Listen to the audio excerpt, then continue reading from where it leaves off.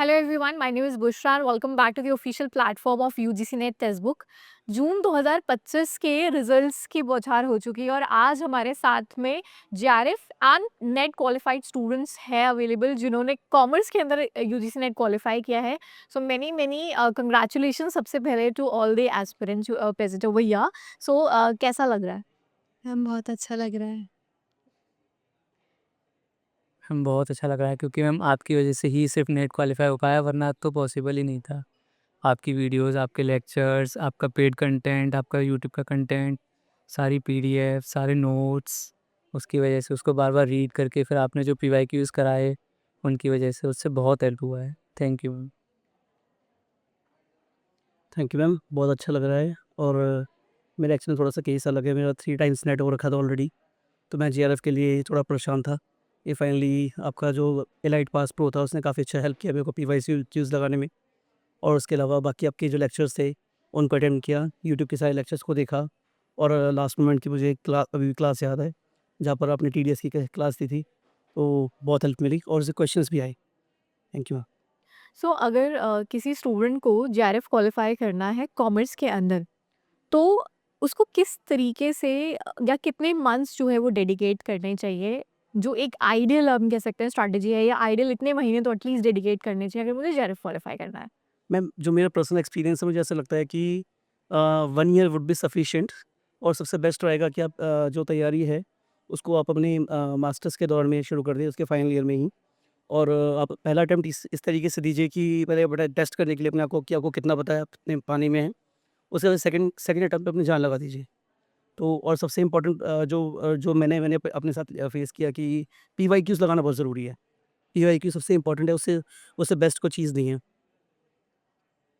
Okay, सो जैसे कमोद ने बोला कि पीवाईक्यूज बहुत इंपॉर्टेंट है, सो डेफिनेटली सबने लगाए होंगे पीवाईक्यूज। तो आपके अकॉर्डिंगली अगर किसी को नेट जेआरएफ क्वालिफाई करना है कॉमर्स में या किसी भी सब्जेक्ट में, सो कितने इयर्स के पीवाईक्यूज है वो इम्पोर्टेंट रहेंगे? अकॉर्डिंग टू मी रीसेंट अगर हम बात करें, लगभग 4 इयर्स की पीवाईक्यू सफिशिएंट होगी, क्योंकि रीसेंट मैं 21 से ट्राई करा था एक्चुअली में। तो इसलिए 3 टाइम्स हो गया, फिर 4 टाइम्स तो जेआरएफ हुआ है। मैंने ये देखा कि उसके पहले जो थी वो बिल्कुल अलग तरीके का पैटर्न था, अलग तरीके की चीज़ें थी। उस टाइम मैंने पीवाईक्यूज़ लगाए वो बिल्कुल अलग थे। लेकिन अभी जो हमने चेंजेस देखे हैं पेपर 1 के अंदर में, कम्युनिकेशन में हमने चेंजेस देखे, मूवीज़ के नाम पूछना शुरू किया और बहुत सारी ऐसी चीज़ें पूछनी शुरू करी। मूवीज़ को क्रोनोलॉजी में लगाना बहुत इंपॉर्टेंट बात थी। तो इस तरीके से मेरे मेरे हिसाब से प्रीवियस 4 इयर्स के सफिशिएंट होंगे। और बाकी जो आपका जो एलाइट पास प्रो है, उसमें जो आपके जो खुद की जो साइट से पेपर्स बनाए हुए हैं, सेट किए हुए, वो बहुत बेस्ट है, बहुत बढ़िया तरीके से काम करते हैं। सबसे बेस्ट ही रैंकिंग में दिखाते हैं। पेपर 1 और पेपर 2, अगर नंबर ऑफ आवर्स की मैं बात करूँ तो आपने कितने डेडिकेट किए थे, या आपको क्या लगता है कि यार इतने नंबर ऑफ आवर्स एटलीस्ट मुझे डेडिकेट करने चाहिए या किसी भी एस्पिरेंट को डेडिकेट करने चाहिए अगर उसको वो टॉप 1% कैटेगरी में आना है? नंबर ऑफ आवर्स से ज़्यादा आपका टाइम क्वालिटी, मतलब क्वालिटी टाइम मैटर करता है। आप जितना भी पढ़िए, आप उसको थॉरली पढ़िए, अच्छे से डीप में जाके पढ़िए। और जो भी आप रीड करते हो उसके बाद आप उसको पीवाईक्यू ज़रूर लगाएं उसके, जिससे आपको एक आइडिया ये पता चलेगा कि आपने जो रीड किया है उसके हिसाब से क्वेश्चंस कैसे बनते हैं। कोई क्वेश्चन की फ्रेमिंग, फिर उसके बाद उनके आंसर्स देना, वो बहुत टाइम सेव करता है आपका, क्योंकि आप स्टेटमेंट वाले क्वेश्चन आते हैं तो उनको आप थ्योरी में आप नहीं कर सकते हो, क्योंकि वो तो वन वर्ड वाले हो जाते हैं थ्योरी में। तो स्टेटमेंट में आप अच्छे से टाइम मैनेज कर पाते हो, आप उनको साथ के साथ प्रैक्टिस करके। और अगर आप स्टेटमेंट वाले क्वेश्चंस को पढ़ते हो तो उसमें आपकी थ्योरी पूरी रिवाइज होती है अच्छे से। ट्रू। सो उज़्मा, जैसे हम कहते हैं कि पढ़ तो हम सब लेते हैं और इतनी सारी चीज़ें पढ़ देंगे, एंड में पता ही नहीं होता कि कहाँ से क्या पढ़ा था। तो रिवीजन तो बहुत इंपॉर्टेंट है। तो एक एस्पिरेंट को या आपने एटलीस्ट कितनी बार रिवाइज किया था, या यूनिट वाइज रिवीजन किया था, या वीक में कोई दिन डिसाइड किया था, या मंथली किया था, या एंड में रिवाइज किया था? मतलब how did you revise? Ma'am बिल्कुल सही कहा आपने, रिवीजन बहुत ज़्यादा इम्पॉर्टेंट है क्योंकि हम कोई मशीन तो है नहीं या कंप्यूटर तो है नहीं कि हमने एक बार पढ़ा वो हमारे दिमाग में बिल्कुल सेट हो गया। तो हमें रिवीजन करना बहुत ज़्यादा इम्पॉर्टेंट है। मैंने यूनिट वाइज किया था, जैसे मेरी एक यूनिट कंप्लीट हो जाती थी फिर मैं करती थी। और फिर अगर हम क्वेश्चंस नहीं लगाते, हम जैसे कि सिर्फ एक थियरी पढ़ रहे हैं और फिर हम क्वेश्चन देख रहे हैं, तो हमें समझ ही नहीं आता कि ये क्वेश्चन किस तरीके से पुटअप हुआ है।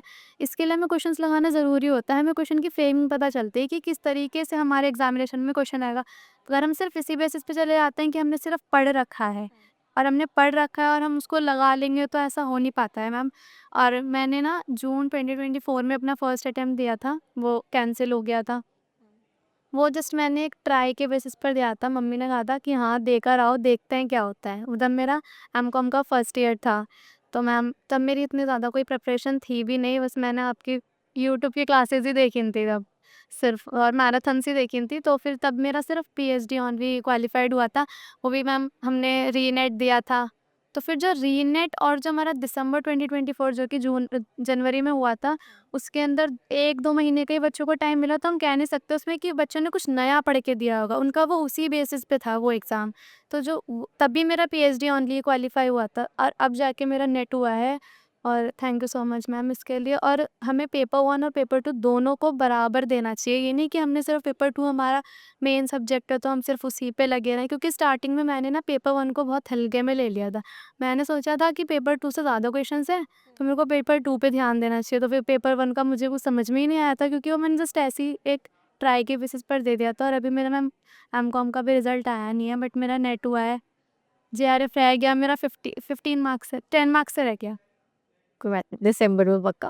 मैम मेरे हिसाब से सबसे बेस्ट तरीका है, पहले तो आप ना सारी क्लासेस को देख कर के हैंड टू हैंड उसके नोट्स बनाओ, थोड़ा सा स्लो स्पीड में। नोट्स बनाने के बाद में एंड में उन पे नोट्स को रिवाइज़ करना है, लगभग लगा लीजिए 15 दिन पहले।